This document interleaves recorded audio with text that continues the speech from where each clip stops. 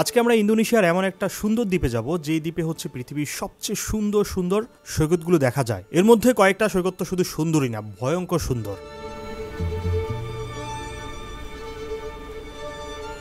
চলছে আমাদের ইন্দোনেশিয়া সিরিজের চতুর্থ এপিসোড।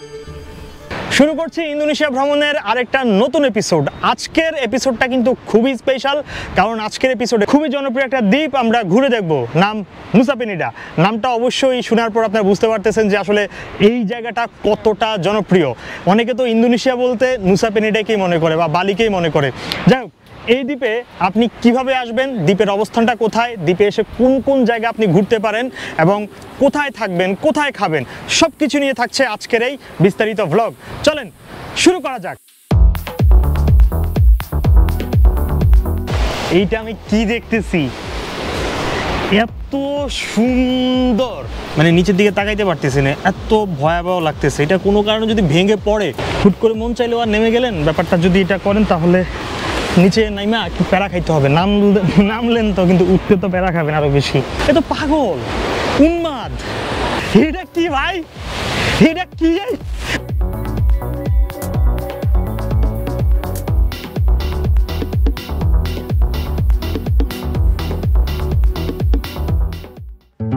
বিশাল এই বালি দ্বীপের পাশের ছোট্ট এই দ্বীপটার নাম নুসা পেনিডা, যেটা হচ্ছে এই এরিয়ার সবচেয়ে জনপ্রিয় দ্বীপ এবং সবচেয়ে সুন্দর দ্বীপ। টুরিস্টরা এই দ্বীপে সাধারণত ফাস্ট বোট অথবা স্পিড বোটে করে যায়, ওই 1 থেকে 1.5 ঘন্টার মতো লাগে। বাট আমরা কিন্তু যাচ্ছি বাইক নিয়ে, হ্যাঁ ভাড়া করা বাইক নিয়ে, ফেরিতে করে। টুরিস্টরা সাধারণত 1 থেকে 1.5 ঘন্টার মধ্যেই কিন্তু ফাস্ট বোটে করে বা স্পিড বোটে করে এই দ্বীপে যেতে পারে। সেক্ষেত্রে আপনাকে যেতে হবে সানুর হারবারে। আর আমরা যেহেতু ফেরিতে করে যাচ্ছি, আমরা যাচ্ছি পাদাংবাই হারবার থেকে 2 থেকে 2.5 ঘন্টার মতো লাগবে।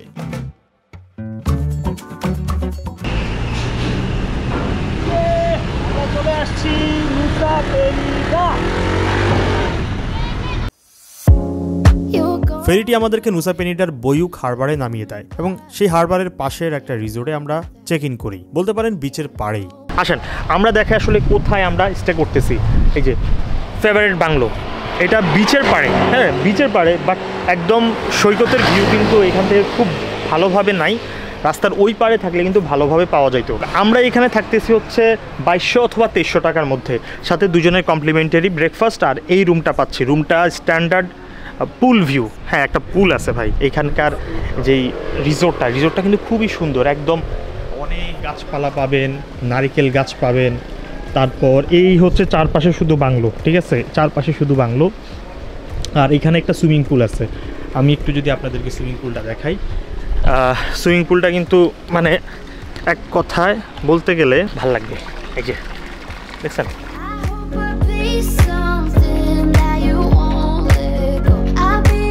একদম কোনো ধরনের ঝামেলা ছাড়াই যদি আপনি ইন্দোনেশিয়া ট্রিপ করতে চান, আপনি কিন্তু বাংলাদেশ থেকে প্যাকেজ নিয়ে আসতে পারেন। বাংলাদেশের জনপ্রিয় ট্রাভেল ট্র্যাকার এজেন্সির মাধ্যমে আমরা বেশ কিছু সার্ভিস নেই এই ইন্দোনেশিয়া আসার জন্য। স্পেশালি আমাদের দুজনের ইন্দোনেশিয়ার ভিসা কিন্তু তাদের মাধ্যমেই করাই। Visa, air ticket, tour package, এই তিনটেই কিন্তু ট্রাভেল ট্র্যাকারের মাধ্যমে করে আপনার ইন্দোনেশিয়া ট্রিপটা আরো ইজি করে ফেলতে পারেন। সো এই দ্বীপে আসার পর আপনি কোথায় কোথায় যেতে পারেন দেখেন। এই দ্বীপের দুইটা দিকে কিন্তু আপনি ঘুরতে পারবেন, একটা হচ্ছে ইস্ট আর একটা হচ্ছে West.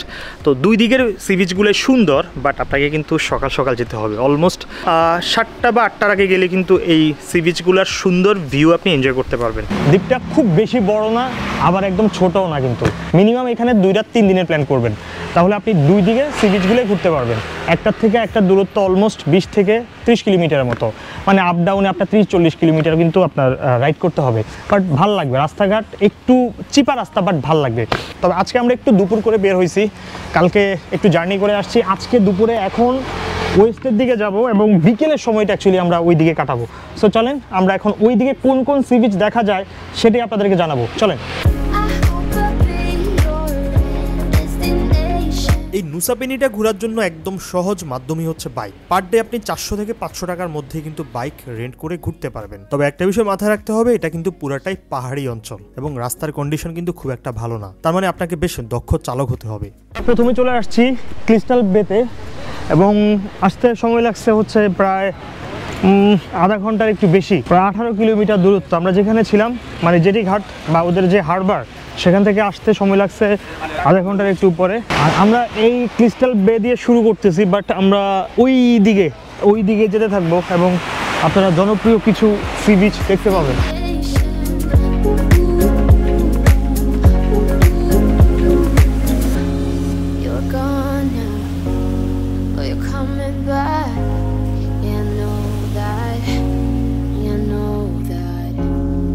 The traveling kind, it's a known fact.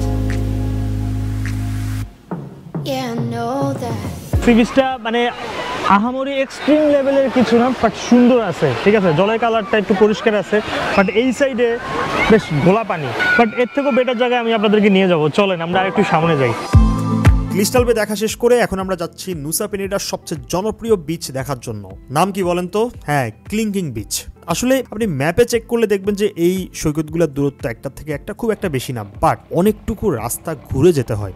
আর নুসা পেনিটা রাস্তাঘাটও কিন্তু খুব একটা সুবিধা না। আমি বুঝি না, মানে নুসা পেনিটাতে এত এত পর্যটক আসে, সবাই অলমোস্ট বাইকে ট্যুর দেয়, তো এখানকার গভর্নমেন্ট কেন এই রাস্তাটা ঠিক করে না? মানে এইখানে টাকা ছাড়া কোনো আলাপ নাই। টাকা নাও, আলাপ করো। হাফ কিলোমিটার আগ থেকে টাকা পয়সা নেওয়া শুরু করে। তুমি এই রাস্তায় যাচ্ছ, ট্যাক্স দাও। ইন্টারনেটে যখন আপনি ইন্দোনেশিয়া লিখে একটু খোঁজাখুঁজি করবেন, সবচেয়ে বেশি যে ছবিটা দেখা যায় সেটা হচ্ছে এই সৈকতটার নাম ক্লিংকিং বিচ। এই ক্লিংকিং বিচের আরেকটা নাম হচ্ছে ডায়নোসর বিচ, সংক্ষেপে টি-রক্স। এটার আকৃতি অনেকটা ডায়নোসরের মতো, সেই জন্য হয়তো সাধারণ টুরিস্টরা যেটা করে উপর থেকে এই ভিউটা দেখেই বিদায় নেয়। বাট যারা অ্যাডভেঞ্চার পছন্দ করে তারা একদম নিচে যায়, কারণ উপর থেকে যে ভিউটা দেখা যায় ওটা যদি নিচে গিয়ে না দেখেন তাহলে আসলে এই বিচের আসল সৌন্দর্যই আপনি দেখলেন না। তবে আপনাকে নামতে হবে প্রায় হাফ কিলোমিটার বা 400 মিটারের মতো। উপর থেকে তো দেখাইলাম, নিচে গিয়ে অ্যাকচুয়ালি কতটা সুন্দর দেখা যায় সেটা হচ্ছে আসল বিষয়। চলেন নিচে যাই, আমরা নিচের ভিউটা এনজয় করি।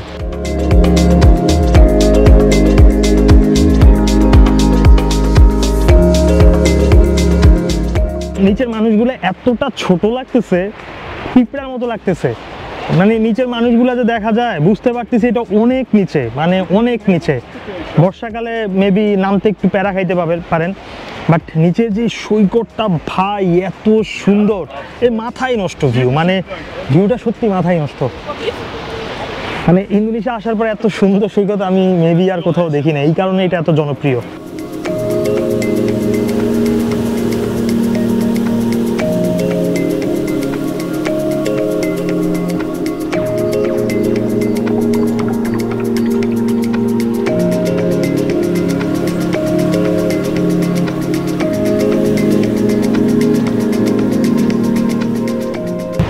সৈকতের পাড়ে এসে এই যে কালারফুল জলগুলো সৈকতের পাড়ে এসে পড়ে না, মানে কি যে লাগে ভাই। সাদা জল, আকাশি কালার বা ব্লু কালার বলতে পারেন। বালিগুলো একদম সাদা, ধবধবে সাদা যাকে বলে আর কি। বাট বর্ষাকালে একটু প্যারা খাবেন, এটা সত্য।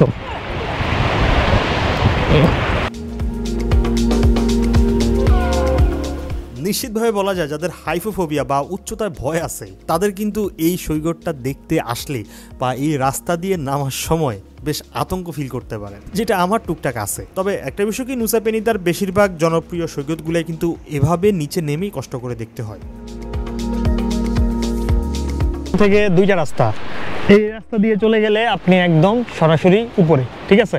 আর এই রাস্তা দিয়ে যদি যান তাহলে আপনি সৈকতটা পাবেন।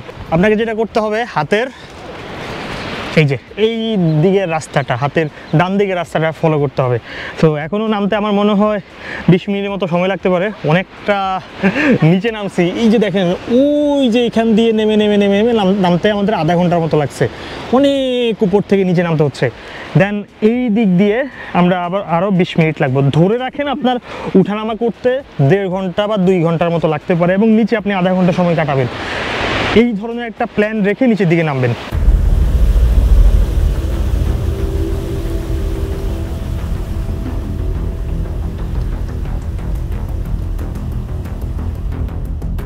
দেখছেন, মানে নামতেও কিন্তু হেভি প্যারা আছে, একদম ডিরেক্ট এইভাবে 80 ডিগ্রি অ্যাঙ্গেল।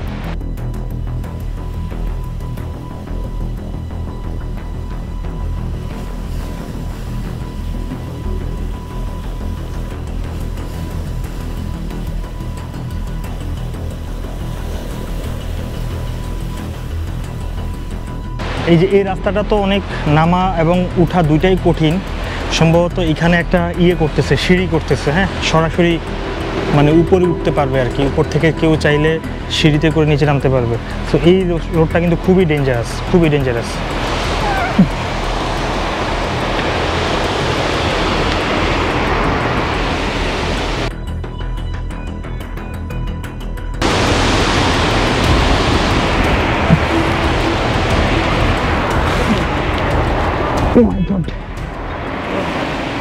ভাই এক রাস্তায় তো আসা এবং যাওয়া করা খুবই কঠিন। ট্রাভেল ব্লগ ভাই ইজি না, অনেক কঠিন, স্যাক্রিফাইস।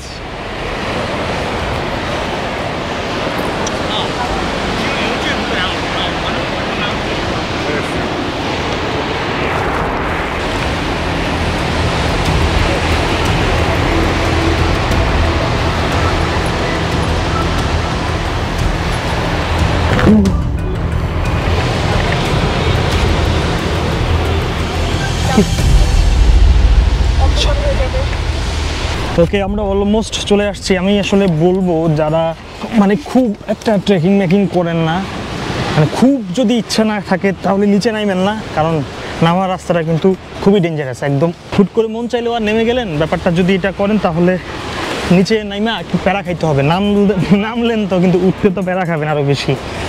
যাই হোক, আমরা চলে আসছি অলমোস্ট। আর ধরে রাখেন আপনার নামতে 1 ঘন্টার মতো লাগবে, বাট এই বিচে মানুষের সংখ্যা কম, ছবি বা ভিডিও যাই করেন না কেন, নিজে এনজয় করেন না কেন, সব কিছুই ভালো লাগবে।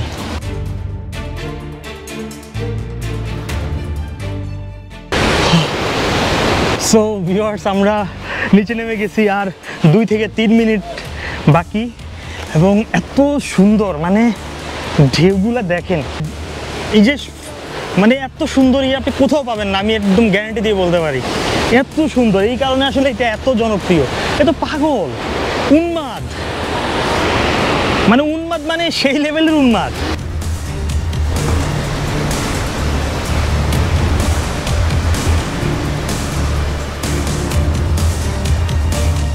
ভাই প্রায় 1 ঘন্টা 20 মিনিট খালি নিচে নামতেছি আর কোনো মানে নাই, নিচের দিকে নামতেছি, দেখতেছি আর ভয় লাগতেছে নিচের দিকে। এতটা নিচে মানুষগুলোর পিঁপড়ার মতো দেখা যায়। দেখেন কোন জায়গা থেকে কোন জায়গায় নামছে, না হইলেও 1/2 কিলোমিটার উপর থেকে নিচে নামছে। যাই হোক, রাস্তার কন্ডিশন খুব ভালো না, বাট সৈকতটা কিন্তু হেভি সুন্দর, হেভি। মানে আমি আমার লাইফে এত সুন্দর, এত অ্যাক্টিভ, এত গর্জন, মানে এটা কি দানব, চিন্তা করেন। ও মাই গড, এটা কি ভাই, এটা কি, মানে মাথাই নষ্ট। উপর থেকে যা দেখেন, নিচে আসার পর আরো বেশি জোশ লাগবে, আরো বেশি জোশ লাগবে।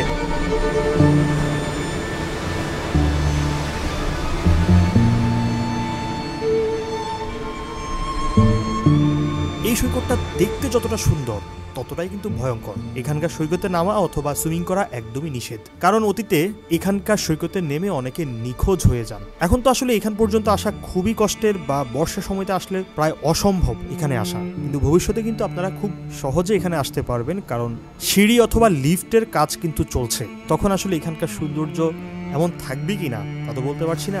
প্রকৃতির কাছে মানুষ যত বেশি যায়, প্রাকৃতিক সৌন্দর্য কিন্তু ততটাই দূরে সরে যায়।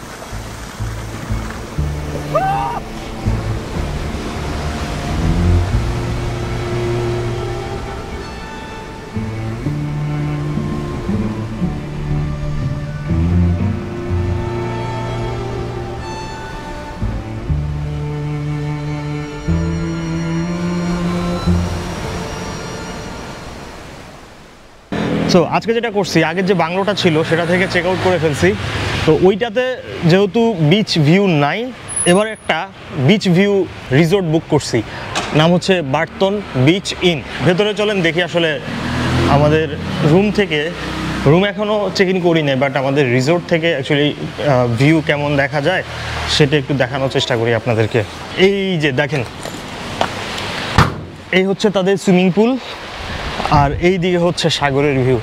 মানে সাগরের ভিউ আছে যখন মানে জোয়ারের সময়, দেন জল সম্ভবত এখানে চলে আসতে পারে। আরেকটা বিষয় হচ্ছে এই দিকে তো হচ্ছে জেটিঘাট, সাগর সুন্দর, মানে কিছু একটা মনে হয় যে নাই।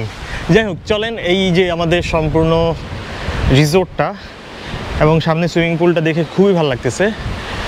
অ্যাকচুয়ালি আমরা এখন রুমটা দেখি আসলে কতটা ভালো লাগে। ঠিক আছে, চলেন। এই যে সাগরের ভিউ, ইয়েস, অ্যান্ড এইটা হচ্ছে মেবি আমাদের রুম। এই যে দেখেন রুমটা দেখেন, মানে 2400 টাকার ভিতরে এত সুন্দর রুম, মানে কি নাই। একটা রুমের ভিতরে যা যা থাকা দরকার সবই আছে।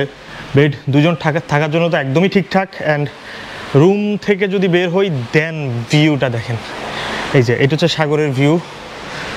দেন এই সাইড থেকেও বের হইলেও ওদের যে ট্রেডিশনাল মন্দিরে বা ওদের ঘরের কোনায় থাকে এই জিনিসটা দেখা যায়। দেন এই যে দেখেন সাগরের ভিউ।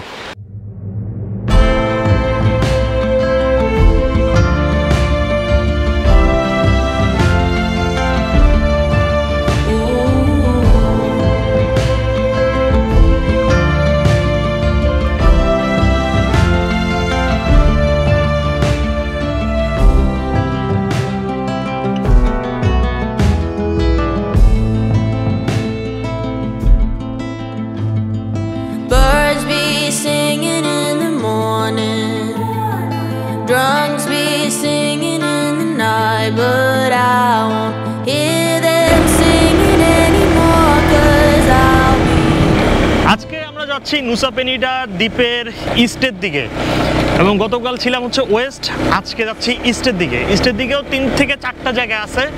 1 নম্বরে যেই সৈকতে যাব সেটা হচ্ছে ডায়মন্ড বিচ।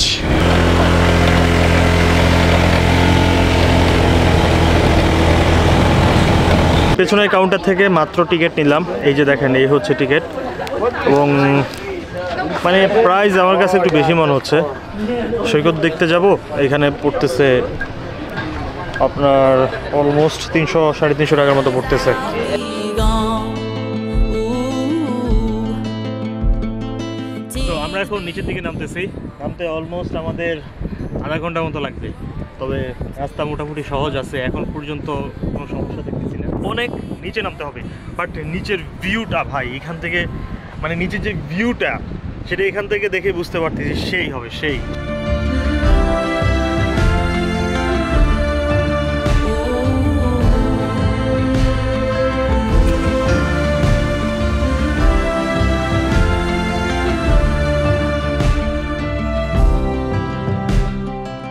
অ্যাকচুয়ালি নামাটা যতটা কঠিন ভাবছি অতটা কিন্তু কঠিন না। আমাদের 10 মিনিট লাগছে, রাস্তা খুবই সহজ, উঠতেও খুব একটা প্যারা খাবেন না। অলমোস্ট আপনি 10 তলা একটা বিল্ডিং উঠতেছেন নামতেছেন এটাই ভাববেন। সো চলেন, আমরা কিন্তু পৌঁছাই গেছি ডায়মন্ড বিচের এখানে। সো এখন জাস্ট এখানে বসে সৈকতটা কিছুক্ষণ এনজয় করব। মানে উপর থেকে এত মাথা নষ্ট লাগতেছিল, এখন তো ভাই আরও বেশি ভালো লাগতেছে। আর এখানকার সৈকতগুলা মানে সাগরগুলা এতটা অ্যাক্টিভ এ ভাবাই যায় না।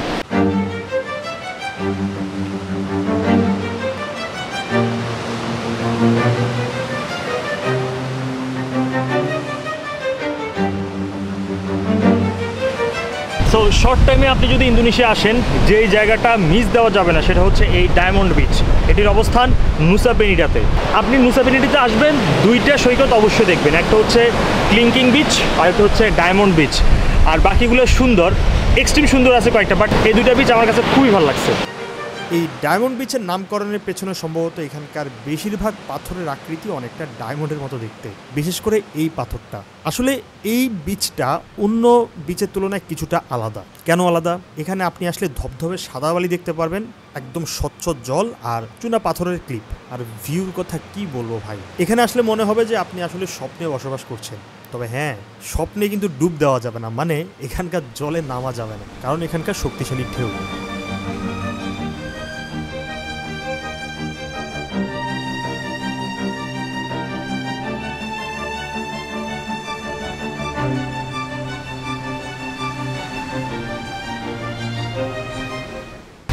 সো আমরা এখন যেখানে চলে আসছি সেটা হচ্ছে 1000 আইল্যান্ড ভিউ পয়েন্ট। কি ব্যবসা রে ভাই, এন্ট্রি টিকিট দিয়ে ঢুকছি, 25,000 রুপিয়া দিয়ে ঢুকছি, জাস্ট এখানে গিয়ে ছবি তুলতে হইলে ওনাদেরকে 50,000 রুপিয়া দিতে হবে। সো আমরা চলে আসছি হচ্ছে 1000 আইল্যান্ড ভিউ পয়েন্টে। এইটা না, মানে ওই যে দেখেন ওইখানে কয়েকজন মানুষ দেখতে পাচ্ছেন। এই পাহাড়ের চূড়ায় উঠলে আপনি চূড়ায় উঠলে না, নামলে এখান থেকে নামতে হবে চূড়ায়, সো ওইখান থেকে ভিউটা পাবেন। বাট ওই যে ওই বেটা এখানে 50,000 রুপিয়া লিখে রাখছে ছবি তোলার জন্য, ওইখানে তুললাম না, আমরা তুলব হচ্ছে এখান থেকে। এখান থেকে কি যে সুন্দর ভিউ রে ভাই, মানে এখানে 1000 আইল্যান্ড কিন্তু নাই, এত আইল্যান্ড কিন্তু এখানে নাই, কিন্তু কেন জানি এটার নাম লিখছে 1000 আইল্যান্ড, বাট ভিউটা অসাধারণ লাগতেছে। আর একটু আগে আমরা যেখানে ছিলাম মানে ডায়মন্ড বিচ, ওই যে ওইটা হচ্ছে ডায়মন্ড বিচ, বাট ওইখান থেকে ড্রোন দিয়ে আমি এই সাইডটা দেখছি, আবার এই সাইড থেকে এখন কিন্তু আমরা নিচের ভিউটা দেখতে পাচ্ছি এবং মানে নিচের দিকে তাকাইতে পারতেছি না, এত ভয়াবহ লাগতেছে। এটা কোনো কারণে যদি ভেঙে পড়ে তাহলে কী অবস্থা হবে বুঝতেই পারতেছেন।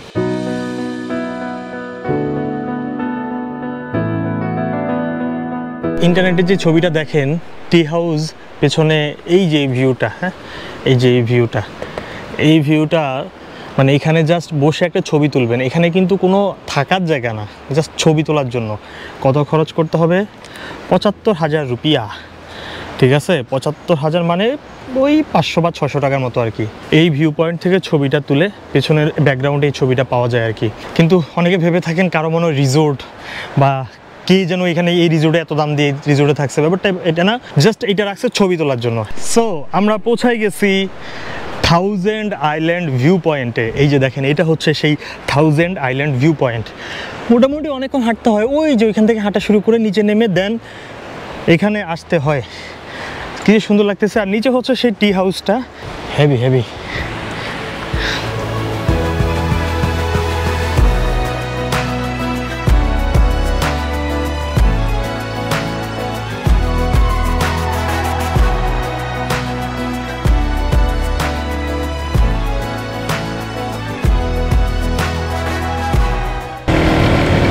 1000 আইল্যান্ড ভিউ পয়েন্ট দেখা শেষ করে এখন আমরা যাচ্ছি আতু বিচ দেখার জন্য, যেটি হচ্ছে আজকের আমাদের একদম শেষ গন্তব্য। ডায়মন্ড বিচ থেকে 1000 আইল্যান্ড ভিউ পয়েন্ট খুব একটা বেশি দূরে না, মাত্র 1/2 কিলোমিটার দূরে, বাট আতু বিচটা কিন্তু বেশ অনেকটা দূরে। যদিও সমুদ্রের পাড় ঘেঁষে যদি কোনোভাবে যাওয়া যায় তাহলে একদমই কাছে। এই সময়টাতে কিন্তু মোটামুটি সবগুলা বিচে বন্ধ হয়ে যায়। আমরা এখানে আসি প্রায় 6:30টায়, কোনো এন্ট্রি ফি লাগে নাই। উপর থেকে আমরা ড্রোন ভিউতে এই সৈকতটা দেখার চেষ্টা করি এবং জায়গাটি বেশ সুন্দরই মনে হলো। শুভ সকাল। আজকে আমরা খুবই সুন্দর একটা জায়গায় থাকবো, একদম জঙ্গলের মাঝখানে।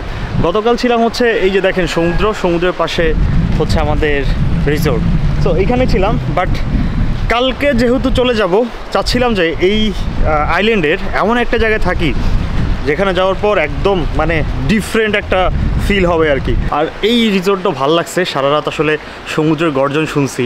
আপনি ধরেন সমুদ্রের পাড়ে কোনো একটা সৈকতে থাকলে থাকে না একটা মনের ভেতরে একটা আতঙ্ক কাজ করে, জানি না কেন হুদাই, মানে আমার হয় এটা। সারা রাত সমুদ্রের গর্জন কানের কাছে, মানে আপনার কানের পাশে সবসময় সমুদ্রের গর্জনটা খালি মানে আপনি শুনতেই থাকবেন, কেমন যেন একটা অনুভূতি হয়। এটা একবার মালদ্বীপে পাইছিলাম এবং এইখানে এসে এখানে পাইছি, মানে জানি না কেন, আমি জানি না। আর এখানকার সুইমিং পুলটা দেখেন খুবই ভালো লাগতেছে, বাট নামা হয় নাই। ওকে চলেন, এখন আমরা চলে যাচ্ছি এখান থেকে অলমোস্ট 15 কিলোমিটার দূরে দ্য ক্লিফ জঙ্গল রিসোর্টে। অলমোস্ট 15 কিলোমিটার বাইক রাইড করে একদম পাহাড়ি অঞ্চল, একদম নিরিবিলি জায়গা, গ্রাম্য পরিবেশ, মানে কি বলবো, এটা তো নাম হচ্ছে দ্য ক্লিফ জঙ্গল রিসোর্ট এবং এটা কিন্তু একদমই জঙ্গলের ভেতরে। আশেপাশে কিন্তু আর কোনো রিসোর্ট নাই। আমরা বাইকটা এখানে রাখছি, যে পেছনে বাইক রাখার অপশন আছে, আর এটা হচ্ছে তাদের এন্ট্রান্স। সো উঠি, চলেন।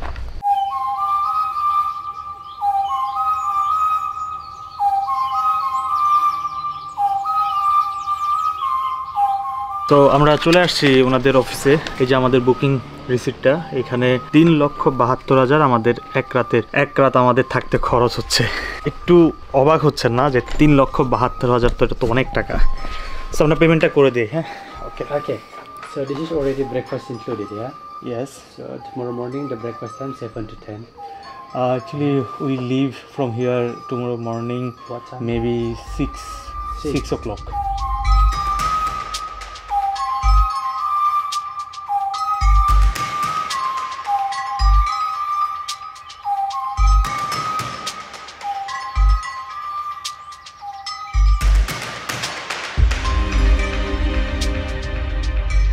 যদি ড্রোন ভিউতে দেখেন আশেপাশে না কিচ্ছু নাই, এত সুন্দর, মানে একদম জঙ্গলের ভেতরে একটা রিসোর্ট।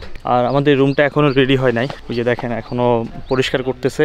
অলমোস্ট আমরা একটু মানে কুইকলি চলে আসছি। এখানে room check in time maybe 2টায়, বাট এখনো কিন্তু 11টা বাজে নাই। আমরা একটু ওয়েট করি, দেন আমরা এখান থেকে সম্ভবত যাবো হচ্ছে ব্রোকেন বিচ।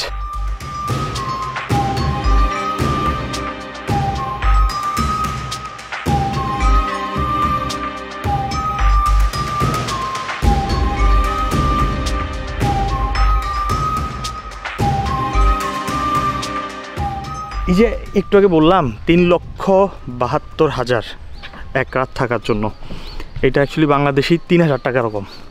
মানে ভাবা যায় না এত সুন্দর একটা রিসোর্ট মাত্র 3,000 টাকার কমে আপনি এখানে থাকতে পারবেন। ইন্দোনেশিয়া আসলে এতটাই সস্তা, মানে ওরা ধান্দাবাজি করে কুইকলি টাকা উঠানোর জন্য এই জায়গায় ইনভেস্ট করছে, ইনভেস্টমেন্ট উঠানোর জন্য অ্যাকচুয়ালি ওরা পাবলিককে চালায় না, বুঝছেন? যেটা আমাদের বাংলাদেশে অ্যাভেলেবেল, যেটার ভাড়া নেয় 2,000 সেটা লাগে 20,000, এইরকম চলতেছে আর কি। এখানকার রুমগুলো তো এখনও দেখাই নাই, আপনাদেরকে দেখাইলে বুঝতে পারবেন যে আসলে মাত্র 2,500 থেকে 3,000 টাকা এখানে কত রিজনেবল দামে রুম পাওয়া সম্ভব। হ্যাঁ, একটু দূরত্ব আছে, বাট আপনার একটা জিনিস ম্যাটার করে, যদি আপনি নুসা পেনিডা এসে নির্জন জায়গায় একটা রাত আপনি স্টে করতে চান তাহলে আপনাকে এখানে আসতে হবে।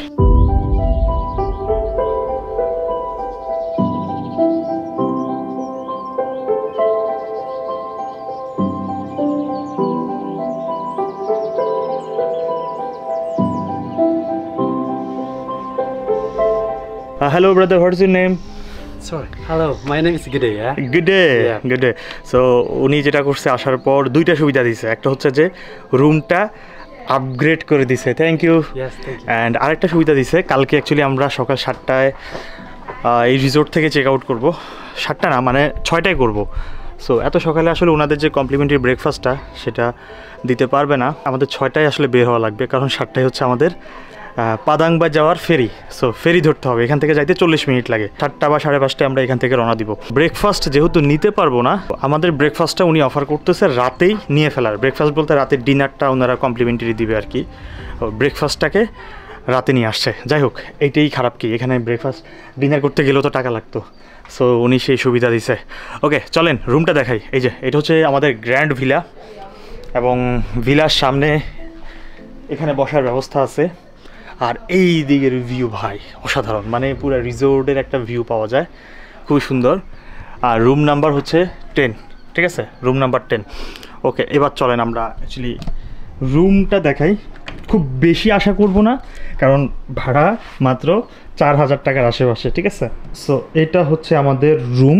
আপনারা যারা আগের ভিডিওগুলো দেখছেন, অ্যাকচুয়ালি সব জায়গারই সুনাম করছি আমি, মানে ওদের খাবার quality, room quality, price consider করলে দুর্দান্ত ভাই। মানে আমার মাথাই নষ্ট হয়ে যাচ্ছে, এই দেশ এত কম টাকায় এই রুমগুলো অফার করে।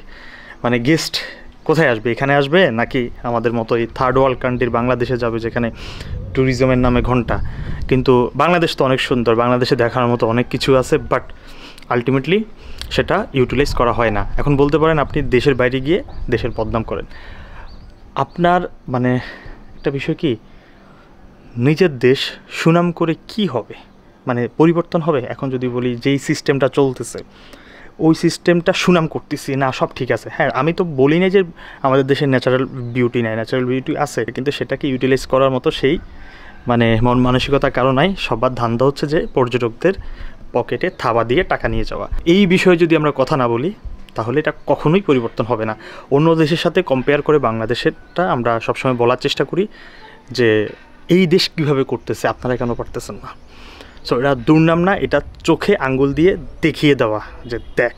ওকে, আমরা এখন রিসোর্ট থেকে যাচ্ছি 3টা জায়গা দেখার জন্য। একটা হচ্ছে ব্রোকেন বিচ, আর একটা হচ্ছে এঞ্জেল বিলাবং অ্যান্ড ট্যামলিং বিচ। সো 3টা জায়গা এখান থেকে দূরত্ব খুব বেশি না, আবার খুব কমও না। এখানে দেখেন কতটা দেখাচ্ছে, 29 মিনিট লাগবে, 12 কিলোমিটার। সো পাহাড়ি রাস্তা তো 12 কিলোমিটার যাইতে আমাদের আরও বেশি সময় লাগতে পারে। এখন দুপুর 12টা, আমরা চেষ্টা করব বিকেল 4টার মধ্যে আবার রিসোর্টে ফেরত আসার।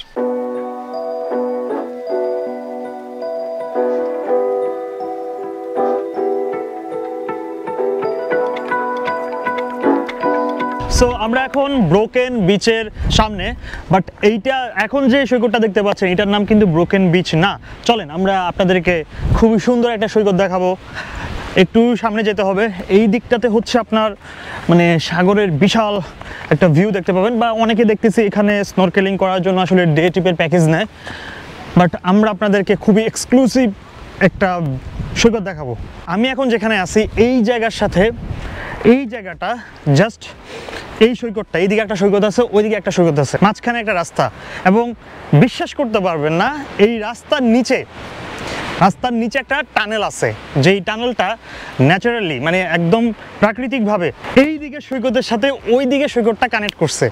আর এই দিকে খুবই ছোট্ট একটা সৈকত, একদম গোল রাউন্ড করা একটা সৈকত। সো আপনারা জাস্ট ড্রোন ভিউতে এনজয় করেন।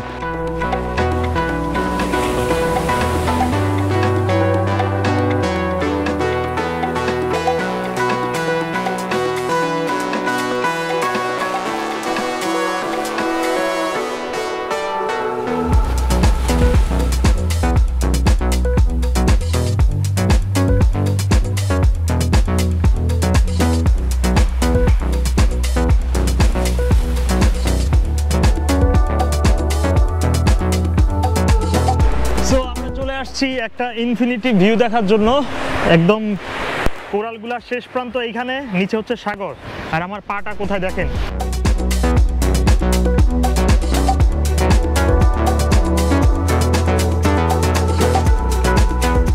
আপনারা দূর থেকে দেখে ভাবতে পারেন যে এখানে কি দেখতেছি, অ্যাকচুয়ালি এখানে দেখার মতো তেমন কিছু নাই।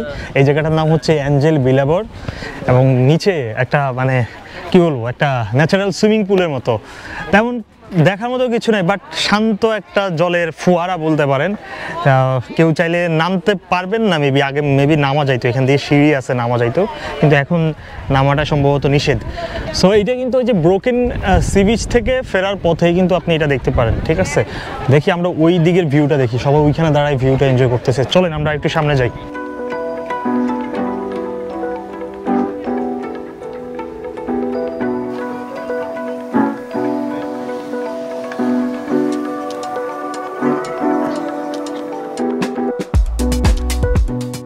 আজকে দুপুরের খাবারটা আমরা একটা ইন্দোনেশিয়ান রেস্টুরেন্টে খাবো, বাট আমরা অ্যাকচুয়ালি নিজেরাই রান্নাবান্না করতেছি, মানে নিজেদের টেস্টটা আনার জন্য আর কি। সো এইখানে যেটা অর্ডার দিয়েছি, মানে ওদের এইখানে ব্ল্যাক পেপার চিকেন সাথে রাইস, ওইটা 70,000 রুপিয়া, ডিম অমলেট সাথে রাইস, ওটা হচ্ছে 30,000 রুপিয়া। ডিম অমলেটটা অ্যাকচুয়ালি নিজেরাই করছি, নিজেরা বলতে তিথি করছে আর কি। দেখতে খুবই জোস, মানে মজা লাগতেছে দেখতে, মেবি ভালো হবে। এটা আসলে বাংলাদেশি মানুষের কাছে এখন শুনতে মনে হবে যে ডিম অমলেট আবার জোস দেখতে, এটা আবার কেমন কথা, কিন্তু আসলে আমরা অনেক দিন যখন বাংলা খাবার খেতে পারি না, আমাদের একটা সিম্পল একটু বাংলা টেস্ট আসলেই খুব জোস, খুব টেস্টি মনে হয়, আমরা খুব খুশি হয়ে যাই। এটা আসলে বলে বুঝাতে পারবো না এখন। অমলেট, আচ্ছা অমলেট চলে আসছে দেখছেন, এটা আমরা নিজেরা করছি একদম পুরোপুরি নিজেদের হাতের অমলেট করা। এই যে ভাত আর ব্ল্যাক পেপার চিকেন, এটা শুধু ওনারা করছে, আর এটাও করছি আমরা। হেভি হবে মনে হচ্ছে, মজা রে।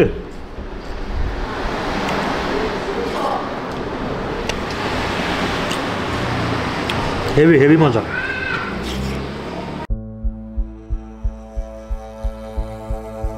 আচ্ছা আমরা যাচ্ছি একটা সুইমিং পুল দেখার জন্য, ন্যাচারাল সুইমিং পুল, এটা বলতে পারেন একটা হিডেন প্লেস এই নুসা পেনিটার, কিন্তু রাস্তা তো ভালো ঠেকতেছে না, আদৌ কোনো কিছু পাবো কিনা সেও না। নাম হচ্ছে Tamling sea beach, Tamling beach and forest. দেখা যাক, ধরো দেখি আমরা কতটুকু যাইতে পারি। হ্যাঁ, ট্যামলিং সি বিচ যাওয়ার জন্য আমরা গুগল ম্যাপ ফলো করে সামনের দিকে এগুচ্ছিলাম, কিন্তু রাস্তায় কোনো মানুষ নাই, মানে কোনো ট্যুরিস্ট নাই। লোকাল 2-1 সাথে দেখা হলো, কিন্তু রাস্তার অবস্থা এমন কেন? কিছুটা সামনে যাওয়ার পর দেখলাম সামনে রাস্তাটা আসলে যাওয়ার মতো অবস্থাই নাই। একজন ইন্দোনেশিয়ান লোক আমাদেরকে দেখে দাঁড়ালো, জিজ্ঞেস করলো যে আমরা কোথায় যাব। আমার সত্যি এখানে সন্দেহ লাগতেছে।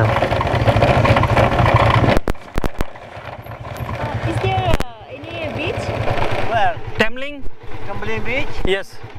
Sorry, follow Google Map. Is it Tumbling Beach and You body follow Google Map, 5 minutes finish there. Walking long. this way? Yes, walking. How many time walking? 2 hours go and back. Sorry 2 hours walking go and back. 2 hours. Yes, this. No. Wait কনফিউশনে পড়ে গেছি।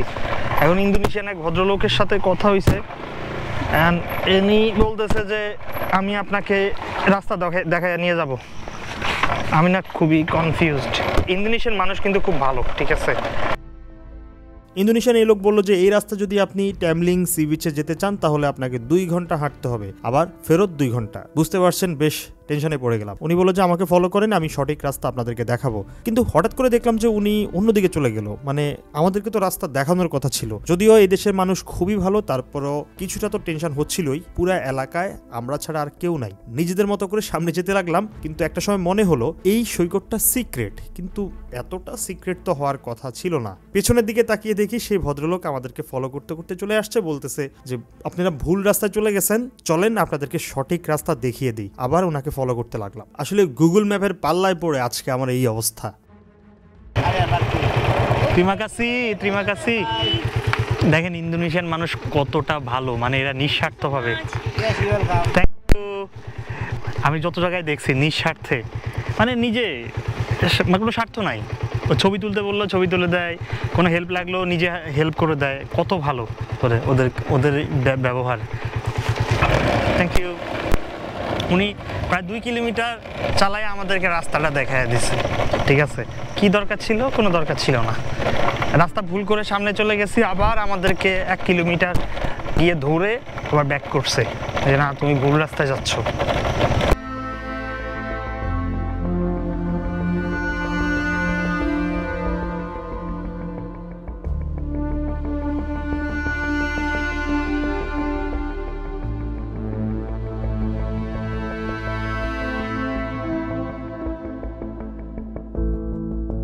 আমরা কিন্তু পৌঁছাই গেছি এখানকার যে parking এরিয়াতে। তো এখান থেকে হাঁটতে হবে, হ্যাঁ নিচের দিকে হাঁটতে হবে। রাস্তাটা কিন্তু খুব ডেঞ্জারাস ছিল ভাই, মানে হাঁটার জন্য ঠিক আছে, বাট বাইক রাইডের জন্য কতটুকু ঠিক আছে এখনই বলতে পারতেছি না। সো চলেন হাঁটি।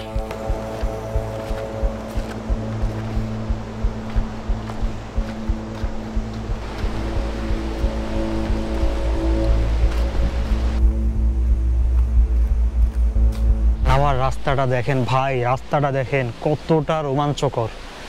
মানে বিশাল পাহাড়ের মানে একদম পাশ ঘেঁষে রাস্তা তৈরি করছে। আর এগুলা দেখেন একটার থেকে একটা, মানে এগুলা যে টেক্সচারটা খালি দেখেন। ওকে, এখানে কিন্তু আমরা একটা ন্যাচারাল সুইমিং পুল পেয়ে গেছি, বাট এইটাতে আমরা নামতেছি না। আমরা আর একটু সামনে যাই, হ্যাঁ একদম বিচের পাড়ে নামার অপশন আছে। চলেন নিচে যাই। দেখছেন অবস্থা, দেখছেন পুরোটার।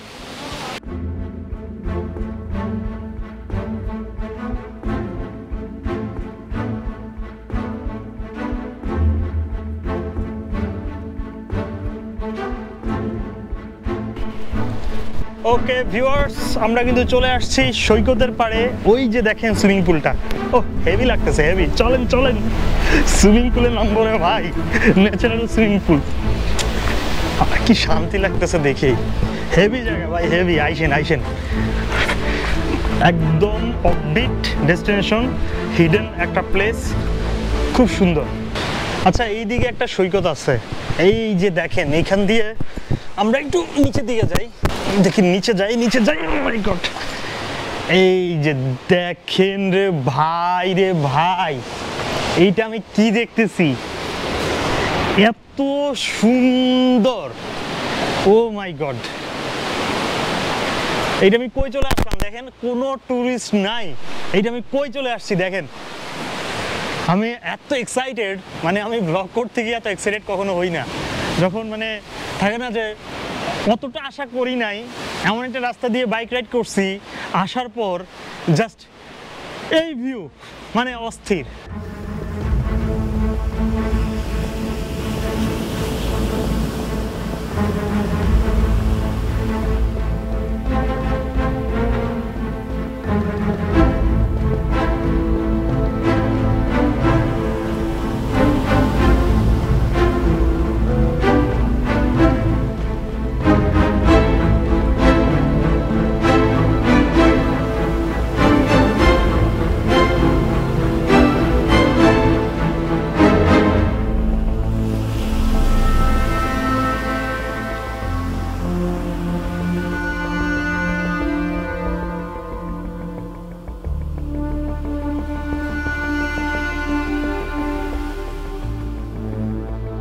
আপনি কি এমন কোনো জায়গা দেখছেন যে যেখানে সুইমিং পুলে বসে আপনি সাগরের ভিউটা এনজয় করতে পারেন?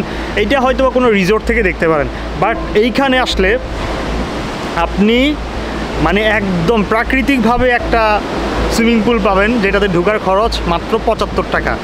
নিচে নামবেন, জাস্ট এখানে এখন সুইমিং পুলে আমরা স্নান করব। চলেন, খুবই এক্সাইটেড লাগতেছে, যদিও এখন একটু সন্ধ্যা হয়ে গেছে, ঠান্ডা লাগতে পারে, বাট মিস করা যাবে না। এইটা হচ্ছে প্রাকৃতিকভাবে সৃষ্টি হওয়া একটা পুল, জলগুলা পরিষ্কার, আর সামনে হচ্ছে সৈকত। মাই গড, কথা তো অনেক বলতেছি, এখন চলেন আমরা নামি। চলেন চলেন।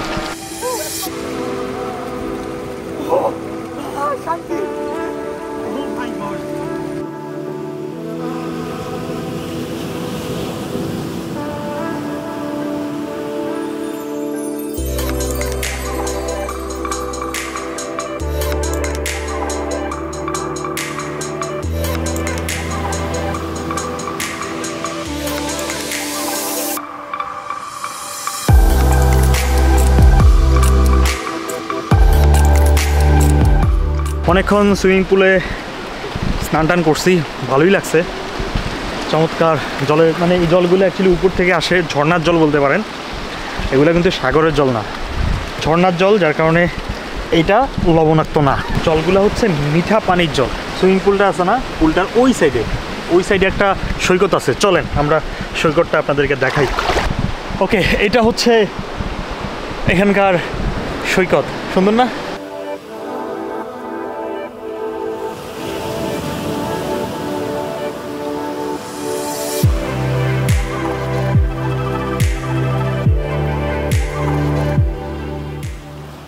আজকের বিকেলের সময়টা আমাদের রিসোর্টেই কাটানোর ইচ্ছে ছিল, বাট সেটা তো সম্ভব হয়নি। আমরা আসলে সন্ধ্যার পরে আসি রিসোর্টে, এসেই সুইমিং পুলে নেমে যাই।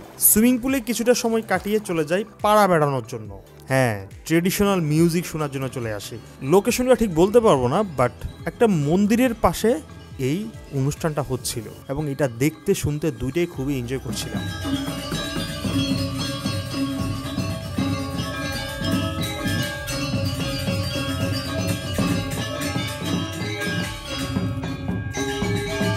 এবং রুমের ভেতরে রাতের ডিনারটা এনজয় করে ওই দিনের গল্প মোটামুটি শেষ বলতে পারেন। নুসা পেনিটার গল্পই শেষ, বাট রাতের রিসোর্টের পরিবেশটা কিন্তু সেই লাগছিল, একটু ভয়ও লাগছিল, কারণ বুঝতে পারছেন একদম জঙ্গলের ভেতরে একটা রোমাঞ্চকর অনুভূতি পেলাম। কাউকে এখানে থাকার জন্য হাইলি রিকমেন্ড করবো না, বাট এখানকার বাজেট কনসিডার করলে থাকতে পারেন। গুড মর্নিং, এখন সকাল 6:30, আর এখান থেকে সকাল 7টায়, মানে এই যে বইউক হারবার থেকে সকাল 7টায় ফেরি ছাড়ার কথা ছিল। সো এখন ছাড়ে নাই, মানে ছাড়ে নাই বলতে 7টায় ছাড়বে না, ছাড়বে হচ্ছে 8টায়। 7টায় মূলত টিকিট সেল করা শুরু করে। সো আমরা 5:30টায় উঠছি, উঠা আমাদের সেই রিসোর্ট থেকে এখানে আসতে ওই 35 মিনিটের মতো লাগে আর কি। সো যাই হোক, মানে সকাল 7টায় ফেরিটা একটু মানে ঘুমটুম নষ্ট হয়ে গেছে আর কি। আচ্ছা, সেটা সমস্যা নাই, সমস্যাটা হইলো যে কি সমস্যা, আচ্ছা সমস্যা কিছু নাই, সমস্যাটা যেটা হইলো যে শুধু রবিবারে সকাল 7টায় ফেরিটা ছাড়ে, আর বাকি দিনগুলোতে রবিবার ছাড়া আপনি বাকি যেই দিনে যান এখান থেকে পাদাংবাইতে যাইতে হলে আপনার সকাল 7টায় একটা, 12টায় একটা, দুইটা ফেরিতে যাইতে পারবেন। ফেরি, শুধু ফেরির কথা বলতেছি, এখান থেকে কিন্তু স্পিড বোটও ছাড়ে, ফাস্ট বোট যেটাকে বলে আর কি তারা। ওই ফাস্ট বোটটা আপনি মানে আরও বেশি টাকায় আপনি 1 ঘন্টা পর পরে আপনার সময় মতো যেতে পারবেন, সেটা সমস্যা নাই। শুধুমাত্র আপনার গাড়ি, বাইক এগুলো নিয়ে আসলে এই ফেরিটা দরকার হবে। যাই হোক, চলেন আমরা একটু রেস্ট করি, দেন আমরা এবার যাচ্ছি, আমরা যাব পাদাংবাইতে।